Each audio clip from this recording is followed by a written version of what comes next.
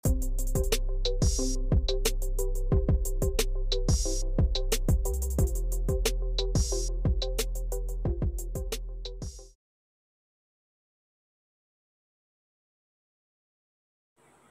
ayan, ayan. Hello guys. Ito po ay magluluto po tayo ng pinakbet again and again. Ito, may sili tayo, okra, ampalaya. Ayan. Yung ampalaya, bilog po ito. Yung Tagalog na ampalaya, mapait po ito guys. Ayan. Ganyan lang po ang cut niya. Siyempre, lalagyan po natin ng kalabasa. So, pinakbet with kalabasa po itong gagawin natin. Kasi usually po ang pinakbet po sa Ilocano ay ang pangunahing ano lang po sangkap nun ay siyempre ang kamatis, yan, talong, okra, sili, ampalaya. Ganyan lang po ang talagang pinakbet ng Ilocano. So ito pong kamatis na to, mahal po ngayon ang kamatis. So ito lang munang gagawin natin. Ayan, mga sariwa pa ho guys. So itong kamatis, yan, mapula-pula dapat ang piliin natin. Yan po, pula-pula. Para medyo ano po, mapula din ang kanyang sabaw at mas masarap. Pag yung medyo hilaw pa ho kasi, medyo maasim. Ano po. So ayan, prepare lang ho natin. Nabalatan pang ating kalabasa. Ayan po guys. Siyempre, maganda na tayo ng bawang, luya. Dahil mahal ang sibuyas, wag muna kaya tayo magsibuyas. So yan, dalawang o tatlong ang piraso lang ng bawang. Tapos ito, ayan guys. Ganyan din po. Para tipid-tipid tayo, konting luya din. Yan. Siyempre, sasahog po tayo ng yan, giniling. Sa halagang 50 pesos. So, yan po. Kailangan natin magtipid talaga dahil sa panahon ngayon, guys. Ayan, kakapiranggot lang ang 50 pesos, guys, kasi ang per kilo ng baboy dito ay 300. So, nakiusap ako, pwede bang 50 pesos lang. So, yan na, guys. Umpisa na natin ang talong. Ayan, sariwa pa yan, guys, dahil napitas ko po ito sa aking halamanan, sa aking garden. Ang presyo po ng talong ngayon dito ay nasa 120 po ang per kilo. Lahat po nagmahal, nung nagtaas ang gasolina, nagtaas na rin ang bigas, unti-unti ang bigas. Tapos sumunod ang mga gulay, guys. Actually, ang kamatis po, umaabot din ho siya ng 200 per kilo. Sa totoo lang dito sa Pilipinas. Ayan, prepare lang ho natin. So, una po, magigisa na ho tayo, ano ho? Ayan, nalagyan ho natin ng mantika.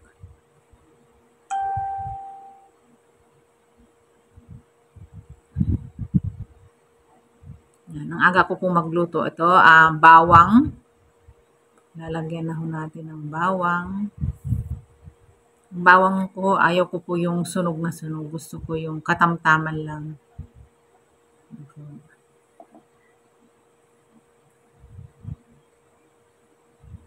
Okay, hinaan natin po yung apoy para hindi agad masusunog. So, ayan. Siyempre, lagay natin ang kamatis. So, wala ho tayong sibuyas. Tipid-tipid muna, guys. Pwede naman po. Basta, ang importante, andyan ang kamatis at ang luya. Para tanggal po ng lansa dahil babagoongan po natin ito. Ayan. Ganyan lang, guys. Lulutuin lang natin yung kamatis. Halu-haluin lang.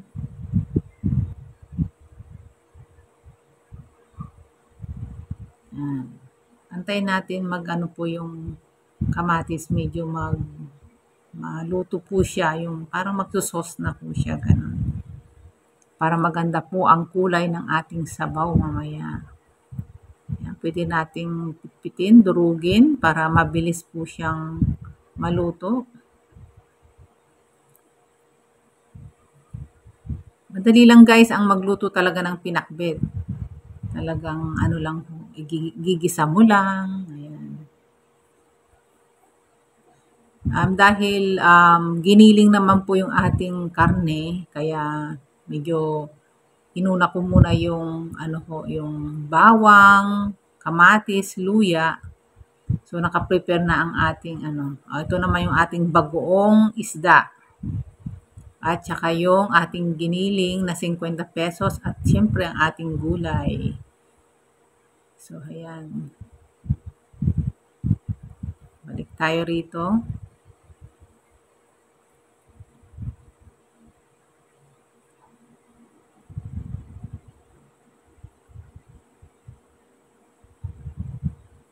Yan, medyo ano na ho, nagsusauce na siya.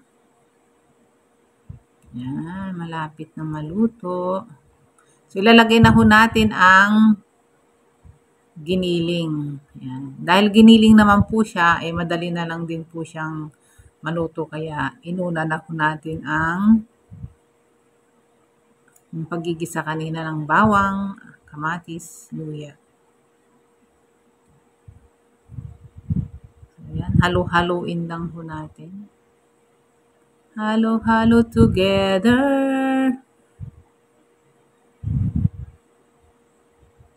Yan, medyo nag-iba na po yung color po ng ano, ng giniling. So, ayan.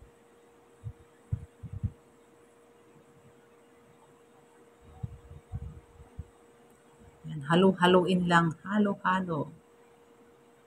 Tapos, pisa-pisa sa ating kamatis. Kailangan maluto po talaga yung kamatis para masarap po yung sabaw. At syempre, maglalagay na tayo ng bagoong isda. Dahil wala naman pong tubig, so gumawa po ako ng mainit na tubig. Ayan. Halo-haloin lang natin. Actually, dudurugin ho natin yung isda mamaya. So, ilalagay na natin yung sabaw. Ayan. Kailangan dahan-dahan po kayo sa ano ha. Ayan, dudurug-durugin na po natin para madurog po yung isda.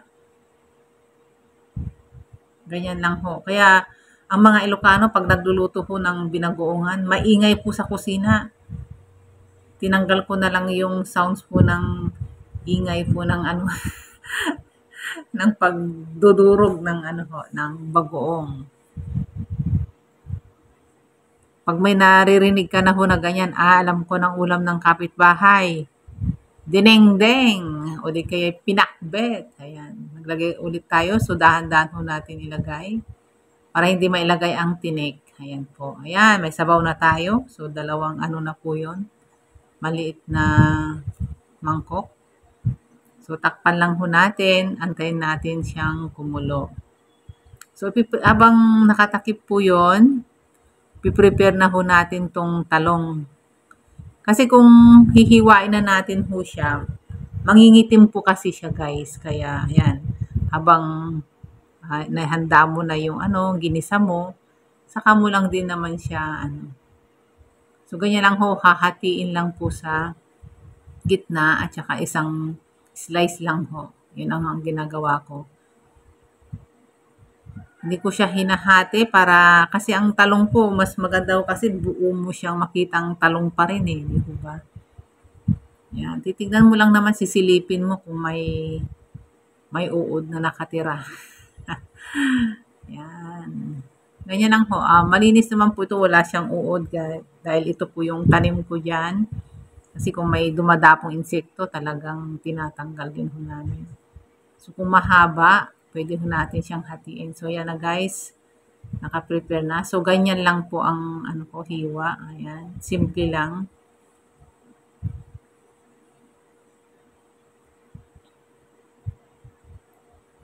So, ayan. Iuna na natin yung ampalaya sa, ayan po, kumulo na. So, ampalaya muna. Ang mapait na ampalaya. Ampalaya muna ho kasi Pag half cook kasi ang ampalaya guys, napakapait. Kaya kailangan luto po talaga siya. Yan po ang ano. So, antayin lang natin na medyo kumulo. Yan, nalagay na rin natin ang talong. Yan, kumukulo na siya. So, talong. Ganyan lang po ang simpleng pagluluto ko ng pinakbet. Yung iba kasi walang sabaw. Gusto ko namin may sabaw dahil nakakahirin naman po kasi pag walang sabaw. Ilalagay na rin natin ang okra. Gusto ko rin ho sa okra, ganyan din ho. Para hindi siya mag-aanong madulas o maglaway. Buo lang. Yung iba ho kasi hinahati. Mamaya na yung sili. Mamaya na po yung sili natin lagay. So, ang favorite, kalabasa. So, ito po ang pinakbet na may kalabasa. Sa Tagalog po, bulang lang ang tawag po nila o ginisang gulay. Tapos walang gaanong sabaw. Sa atin ho, may sabaw. Dahil ang ginamit ho natin ay bagoong isda. Yung iba kasi ginigisa ho nila yung alamang. Tapos medyo tuyot, wala ho siyang gaanong sabaw. Ito ho, nilagyan ko po ng 2 cup ng tubig. Yung pinang-ano natin ng bagoong kanina. So, yan, tatakpan lang natin. Hihintayin lang natin siyang kumulo ulit.